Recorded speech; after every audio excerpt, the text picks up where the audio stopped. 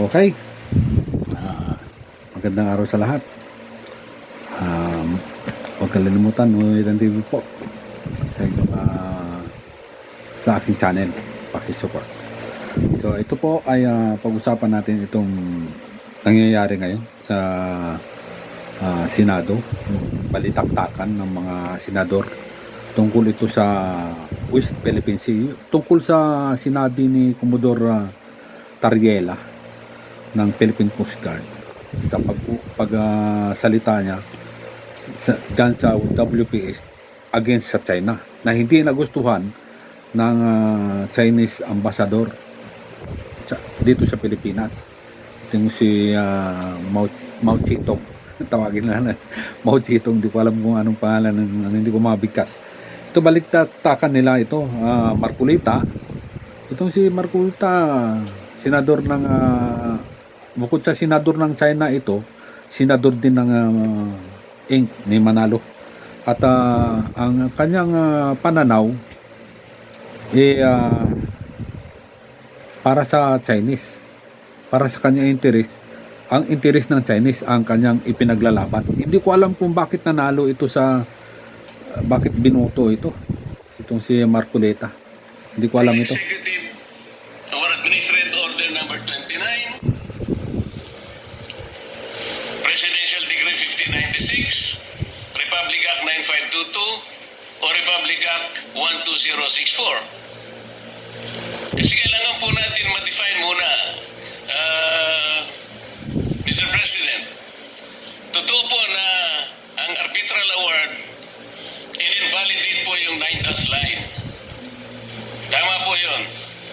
Pero hanggang doon lang, hindi naman sinabi ng arbitral award kung hanggang saan ang hangganan ng ating West Philippine Sea. That's why I am asking the gentleman kung alam po niya kung saan tayo magsisimula para sa ganon, i-determine natin, i-ascertain natin ang extent ng ating West Philippine Sea. Yes, if I may reiterate, Mr. President, we see the point being raised by Senator Marcoleta.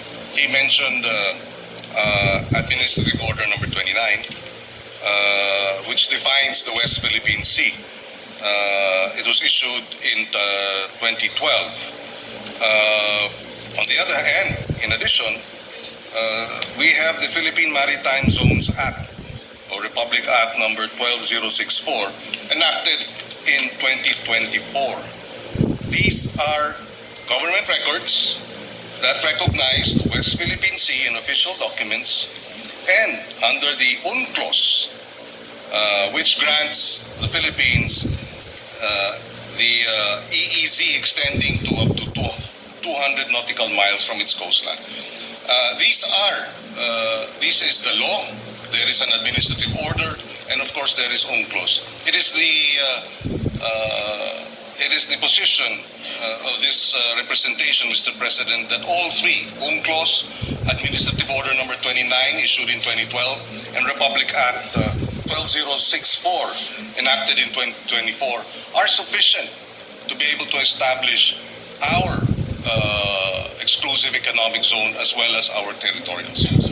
So, Mr. President, if the answer is that Administrative Order number 29, which is the westernmost boundary of the Calayan Island Group, as defined under Presidential Decree 1596, is the very source of our determination of the West Philippine Sea, Together with, Mr. President, the Philippine Maritime Zones Act, taken in conjunction with. So it's the AO 29 as well as RA 12064, and finally UNCLOS. yes, Mr. President, isa-isa lang natin. Doon muna tayo sa administrative. Okay. So itong si Marcolita, hindi talaga tinatanggap, hindi makipag-argumento talaga siya sa panig ng China. Hindi para sa panig ng Pilipinas na dapat ang mga senador, halal ka ng taong bayan dito sa Pilipinas at naging senador ka, you have to support your country. Defend your country. at all mention. Iyon ang mandate mo. Pero sa ginagawa ngayon ni Marcolita na nagiging abogado na siya ng China, hindi niya pinaniwalaan itong arbitral ruling noong 2012 yung sa pagkapanalo ng Pilipinas sa arbitral ruling na inano sa sa korte dyan sa Netherlands. So meaning na talagang ayaw niyang tanggapin, ayaw niyang kilalanin ng Pilipinas, ng mga Pilipino, ang WPS ay para daw sa China at hindi sa Pilipinas.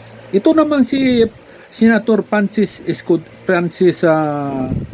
Kiko Pangilinan, Risa Hontiveros, Senate President Tito Soto, inuupo siya kasi nga yung arbitral ruling final yun final na sa buong mundo, kilala na, kaya nga nakita sa mga mapa, makikita mo yung pangalan ng West Philippine Sea, hindi ng South China Sea, na ibinigay na ng international community, international leaders, international people na ang WPS West Philippine Sea ay sa Pilipinas.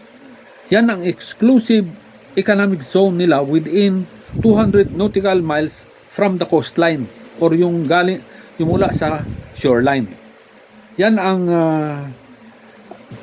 pinanindigan ngayon ng mga senador na bumuto ng silang 15 na bumuto tungkol dyan. At kaya naglabas ng opinion si Commodore Tariela na bakit ninyo kakamkamin?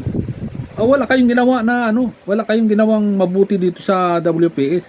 Inaharas nyo ang mga fisherman namin, inaharas nyo ang resupply namin dyan sa Ayungin at sa resupply dyan sa mga mangingisda sa Scarborough Shoal.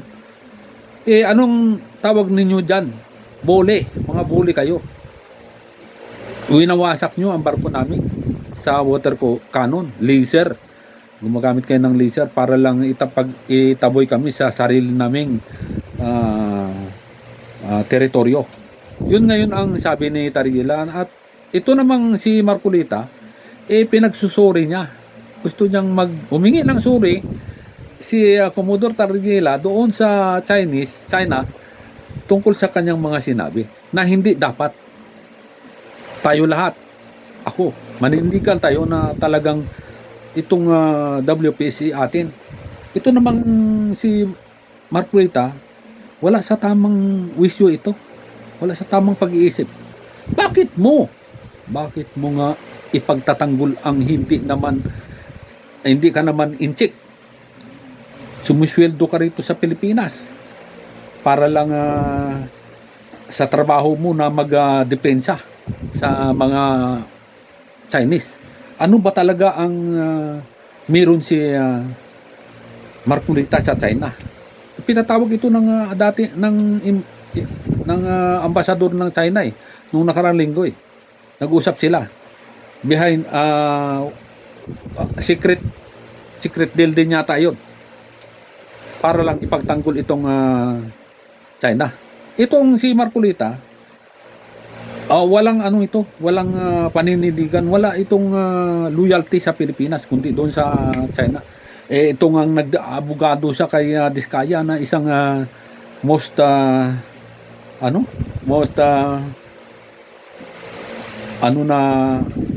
suspect sa pagnanakaw sa flood control. Ipinagtatanggol nito na bakit daw magsusuli si Diskaya na wala naman daw sa batas. Nagawa-gawa lang ang DOJ. Talaga itong si Marcolita ang utak nito nasa talampakan o walang utak ito.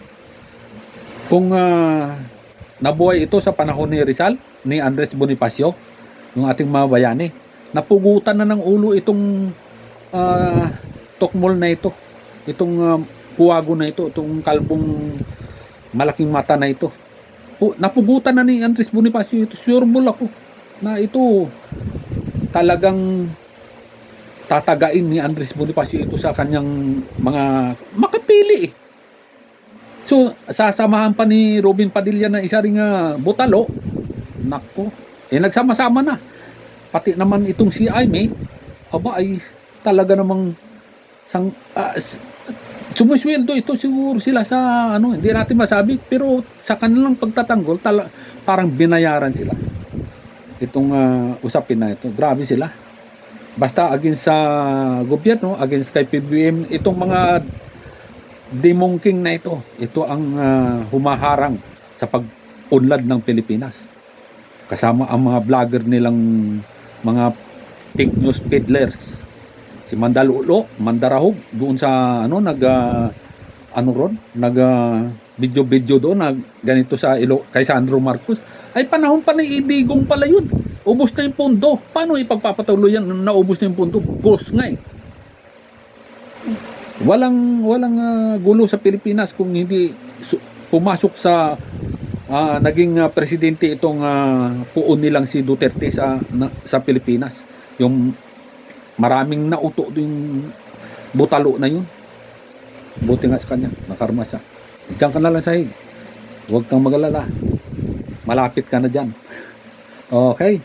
So hanggang dito muna tayo at huwag natin kalimutan na i-subscribe yung Muntikon channel. Munoy Dan TV po. Salamat.